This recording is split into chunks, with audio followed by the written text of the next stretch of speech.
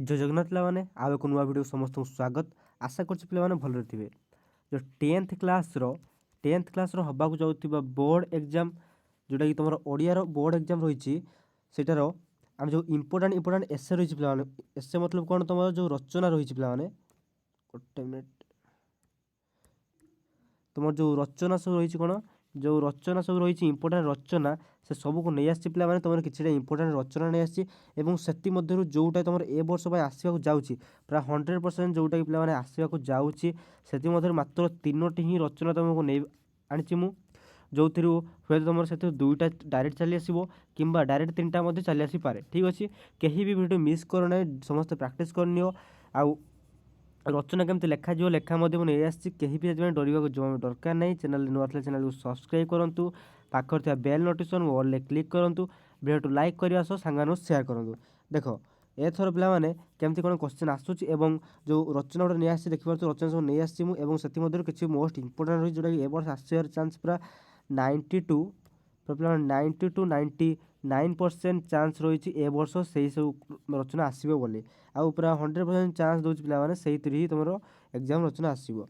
प्रथम रहा 100 वर्ष गोटे आसे जो जो घटना कि आम ओडिशा जो घटना घटी थाए कौन घटना सब कौन ना आसी थाए सांप्रतिक घटना कि ऋतु विषय आसए कि सामाजिक समस्या परिवेश आसए ओडिशार संस्कृति। ठीक अच्छे, तो से हिसाब से देखा प्रथम जो रही पे कौन सांप्रतिक घटना सुभद्रा योजना पे सुभद्रा योजना ए वर्ष पूरा मोस्ट इंपोर्टेंट रचना तुम कौन ना 2026 10th बोर्ड एग्जाम सुभद्रा योजना हूँ मोस्ट इंपोर्टेंट। तापर आसो कौन ऑपरेशन सिंदूर ए रिसेंट ही जाइए पे आम जो अटैक होता से अटैक्र प्रतिवाद नहीं कि ऑपरेशन सिंदूर होता। तो ऑपरेशन सिंदूर कौन हो तुम ऑपरेशन सिंदूर तुम मोस्ट इंपोर्टेंट एटा मतलब इंपोर्टेंट नहीं कौटा ना जो ऑपरेशन सिंदूर अच्छे से खास इंपोर्टेंट नहीं तापर तुम प्रैक्टिस करनी कि सबुठ अधिक इंपोर्टेंट कौटा पे सुभद्रा योजना पे तुम आसबार चान्स पूरा 90% एथर अच्छी कहीं भी छाड़ब ना। तापर तुम सब आखि पकई पार।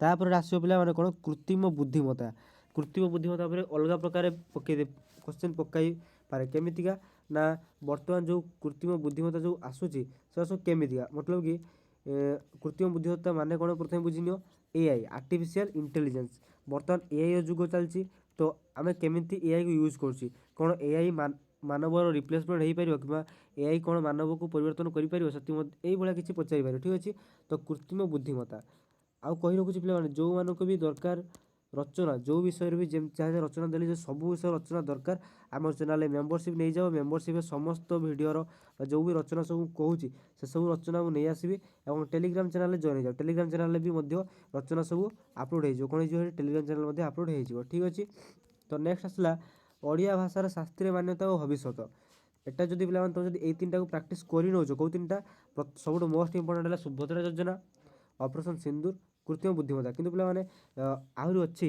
सांप्रतिक घटना गलापर आहरी अच्छी ऋतु अच्छी वगैरह अच्छी।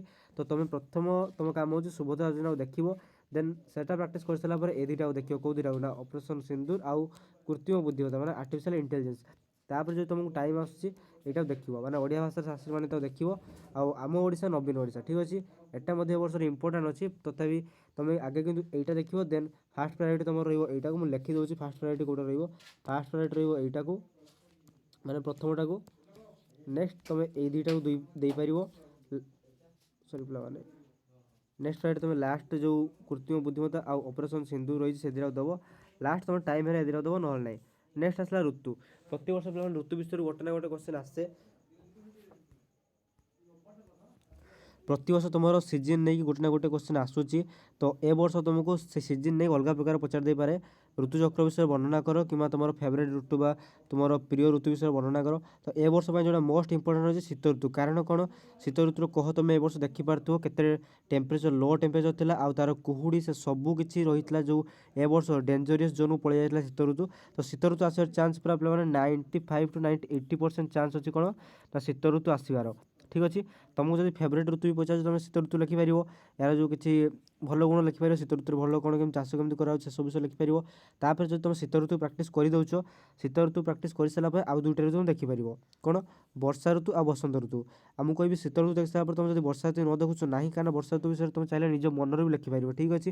कि बसंत ऋतु देखी नहीं ठीक अच्छे कौ ऋतु ना बसंत ऋतु कारण बसंत ऋतु बर्तमान चली एग्जाम टाइम ही बसंत ऋतुटा माने एग्जाम टाइम ही बसंत ऋतु पड़ता है तो बसंत ऋतु विषय मतलब पचार देपारे किंतु शीत ऋतु आसार चान्स पूरा 95 to 98% चान्स अच्छे। तापर आसला कौन सामाजिक समस्या और परिवेश पे वीडियो लास्ट पर्यटन देख तापर लास्ट में तुम कहीदेवी टोटाल कौ तीन जो मोस्ट इंपोर्टाट कही से तीन को तुम प्राक्ट कर से तीन प्राक्ट कर सारापर बाकी जो जो दूसरी तक प्राक्ट कर ठीक अच्छे।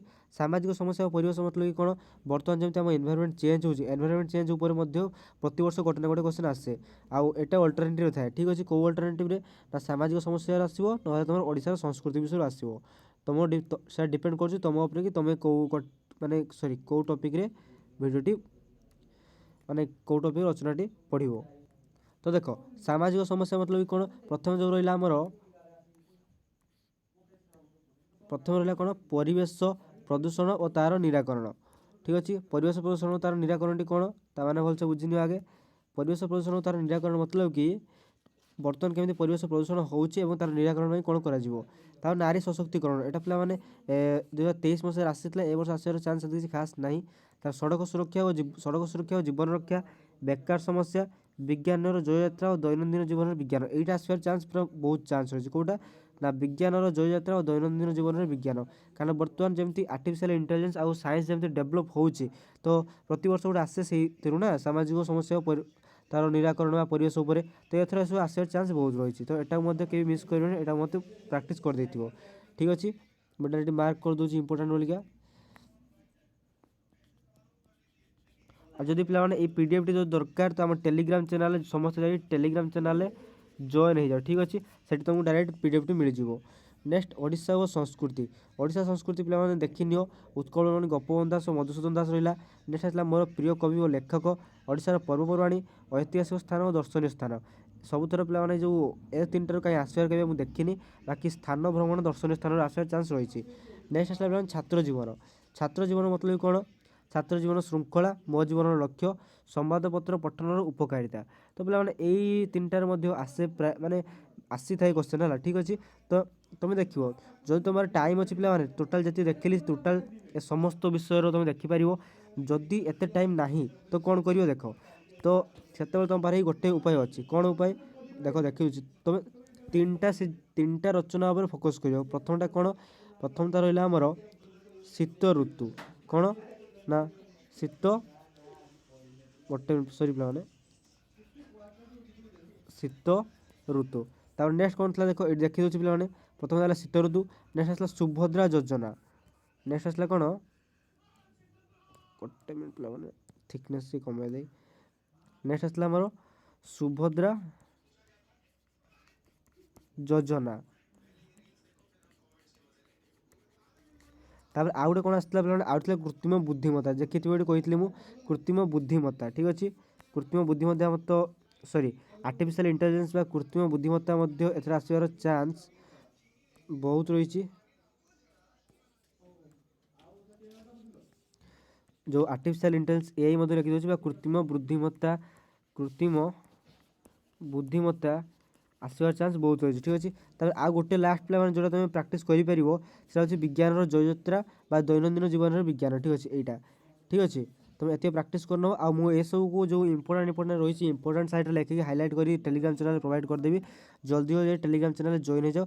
आउ गोटे मुझे एसे लिखिक आनी तुम जोटा कि शीत ऋतु रही देखी दूसरी केमती लिखाई लेखार शैली केमती रही तो पे तुम जिते जहाँ कर स्टार्टिंग जिते भलसे रख से भल तुम मार्क मिल जमी देख लिखाई प्रथम कौन लिखा प्रथम लिखा ये उपक्रम ठीक अच्छे। उपक्रम कौन रही देख उपक्रम रहा उत्कल जननी चिरमयी प्रकृतिर एक मनज्ञ क्रीड़ाभूमि आम जेहतु ओडिशार संतान तो ये उत्कल जननी विषय लिखाई उत्कल जननी चिरमयी प्रकृतिर एक मनज्ञ क्रीड़ाभूमि कालचक्र अविराम गति षड़ ऋतुर रंगमंच गोटे पर गोटे ऋतुर आविर्भाव घटी थाए निदाघर प्रखर रौद्रताप एवं वर्षार पंकिल परिवेश पर धरणी बक्षर शांतिर बार्ता नहीं ଅବତରଣ କରେ ଶୀତ ଋତୁ। ଯଦି ପିଲାମାନେ ତୁମକୁ ଏଇଠି ତୁମର ଫେଭରାଇଟ୍ ଋତୁ ବା ତୁମର ପ୍ରିୟ ଋତୁ ବିଷୟରେ ପଚାରିଥିବ ସେମ୍ ଟୁ ସେମ୍ ଲେଖିବ। ଉତ୍କଳ ଜନନୀ ଚିରମୟୀ ପ୍ରକୃତିର ଏକ ମନୋଜ୍ଞ କ୍ରୀଡ଼ାଭୂମି, କାଳଚକ୍ରର ଅବିରାମ ଗତିରେ ଯାହା ଲେଖା ହେଇଛି ଖାଲି ଏଇଠି ଲେଖିବ ଶାନ୍ତି ବାର୍ତ୍ତା ନେଇ ଅବତରଣ କରେ ଶୀତ ଋତୁ, ଯାହାକି ମୋର ପ୍ରିୟ ଋତୁ। କିନ୍ତୁ ଯେହେତୁ ଗୋଟେ ଶୀତ ଋତୁ ବିଷୟରେ ଲେଖୁଛି ମୁଁ ସେଇ ହିସାବରେ ଉପକ୍ରମ ବର୍ଣ୍ଣନା କରୁଛି। ହେମନ୍ତର ବିଦାୟ ପରେ ଏହାର ଆଗମନ ପ୍ରକୃତିରେ ଏକ ନବଜାଗରଣ ସୃଷ୍ଟି କରେ। କବିଙ୍କ ଭାଷାରେ ଏହି ଋତୁଚକ୍ରର ଲୀଳା ବଡ଼ ବିଚିତ୍ର। ଶୀତ ଅନ୍ତେ ପୁଣି ଆସିବ ମଧୁମୟ ବସନ୍ତୀ, ଧନ୍ୟ ଧନ୍ୟ ବିଶ୍ୱତାତ ହେ ତୁମ ଦୟା ଅନନ୍ତୀ। ତୁମେ ଯଦି ପିଲାମାନେ ପୋଏମ୍ ବି ଏଇଭଳି ଲେଖୁଛି, ଯେମିତି ମୁଁ ତୁମ ପାଇଁ ଗୋଟେ ଲେଖି ଆଣିଛି ଏଇଟା, ତ ଆହୁରି ଭଲ ଯେ ଏକ୍ଜାମ୍ରେ ତୁମ ରେଜଲ୍ଟ ଦେଖିବ ବା ଖାତା ଦେଖିବ, ସେ ତୁମକୁ ଏଇଠି ଇଣ୍ଟ୍ରୋ ହିଁ ଦେଖିକି ତୁମକୁ କହିଦେବ ଯେ ସେ ତୁମକୁ କେତେ ମାର୍କ ରହିବ, କେତେ ଭଲ ତୁମେ ଲେଖିଥିବ। ଠିକ୍ ଅଛି, ସେ ଆଉ ସେତେ ଅଧିକା ପଢ଼ିବନି। ନେକ୍ସଟ ମୁଁ ପଢ଼ିକି ଶୁଣି ଦେଉଛି ସମୟ ଆଗମନ। ତୁମେ ଚାହିଁଲେ ଏଇଟା ମଧ୍ୟ ଲେଖିକି ପ୍ରାକ୍ଟିସ୍ କରିପାରିବ, କାରଣ ଏଇଟା ଆସିବାର ଚାନ୍ସ ପୁରା କହିଲି 90% ପ୍ଲସ୍ ଚାନ୍ସ ରହିଛି ଏଇଟା ଆସିବାର ଚାନ୍ସ ଏଇ ବର୍ଷ। ତ କେହି ବି ମିସ୍ କର ନାହିଁ। ସମୟ ଆଗମନ ଓଡ଼ିଆ ପାଞ୍ଜି ଅନୁସାରେ ପୌଷ ଓ ମାଘ ମାସକୁ ଶୀତ ଋତୁ କୁହାଯାଏ। ତେବେ ମାର୍ଗଶିର ଶେଷାର୍ଦ୍ଧରୁ ଫାଲ୍ଗୁନର ପ୍ରାରମ୍ଭ ପର୍ଯ୍ୟନ୍ତ ଏହାର ପ୍ରଭାବ ଅନୁଭୂତ ହୁଏ। ଉତ୍ତର ଦିଗରୁ ପ୍ରବାହିତ ଶୀତଳ ସମୀରଣ ବା ପବନ ଜନଜୀବନକୁ ଶିହରିତ କରିଦିଏ। ଏହି ସମନ୍ୱୟରେ ଧରଣୀ ରାଣୀ କୁହୁଡ଼ିର ଏକ ଶ୍ଵେତ ଚାଦରରେ ନିଜକୁ ଆଚ୍ଛାଦିତ କରେ। ତାପରେ ଏଇଟା ରଚନା ପିଲାମାନେ ମାନେ ଗୋଟେ କବିତା ଲେଖା ହେଇଛି, ତ ତୁମେ ଏଇଟାକୁ କାଟିଦିଅ ଏମିତି ଯାହା ଲେଖା ହେଇଛି। ଏଇଟା କବିତାଟି କ'ଣ ହେଲା ଦେଖ। ହେମନ୍ତ ଗଲା ପଛେ ପଛେ ଶୀତ ଆସେ ଧୀରେ, କୁହୁଡ଼ିର ଅଢଣି ଟାଣି କମ୍ପେ ଧରଣୀ ଶିରେ। ଶିଶିର ବିନ୍ଦୁରେ ମୁକ୍ତାର ଝଲକ, ସୂର୍ଯ୍ୟ ହସେ ମିଠା ମିଠା, ପ୍ରକୃତି ରାଣୀର ଶୀତଳ ସ୍ପର୍ଶେ ଲାଗେ ସବୁ ନୂଆ ନୂଆ। ତ ପିଲାମାନେ ଯେଉଁ କବିତା ସବୁ ଏଠି ମୁଁ ନିଜେ ଲେଖି ଆଣିଛି, ଏସବୁକୁ ତୁମେ ଚାହିଁଲେ କେବଳ କବିତା ମଧ୍ୟ ଲେଖିପାରିବ, ଏସବୁ ବର୍ଣ୍ଣନା କରି ତୁମେ ନିଜ ହିସାବରେ ଲେଖିପାରିବ। କିନ୍ତୁ ତୁମେ ଯଦି ଏଇଟାକୁ ଡାଇରେକ୍ଟ ପ୍ରାକ୍ଟିସ୍ କରି ଭଲସେ ପ୍ରାକ୍ଟିସ୍ କରି ନେଉଛ, ତ ତୁମେ ଏକ୍ଜାମ୍ରେ ତୁମ ରଚନା ଯେଉଁ ରହିବ 10ରୁ 10 ଦେବା ପାଇଁ ମଧ୍ୟ ପଛେଇବ ନାହିଁ। ପ୍ରାୟ ଟୋଟାଲ୍ ତୁମ 10ରୁ 10 ମାର୍କ ହିଁ ରହିବ। ନେକ୍ସଟ ପ୍ରାକୃତିକ ସୌନ୍ଦର୍ଯ୍ୟ। ଶୀତ ଋତୁରେ ପ୍ରକୃତି ଏକ ଭିନ୍ନ କାଳବର ଧାରଣ କରେ। ଘାସର ଗାଲିଚା ଉପରେ ଶିଶିର ବିନ୍ଦୁରେ ମୁକ୍ତା ପରି ଝଲସି ଉଠେ।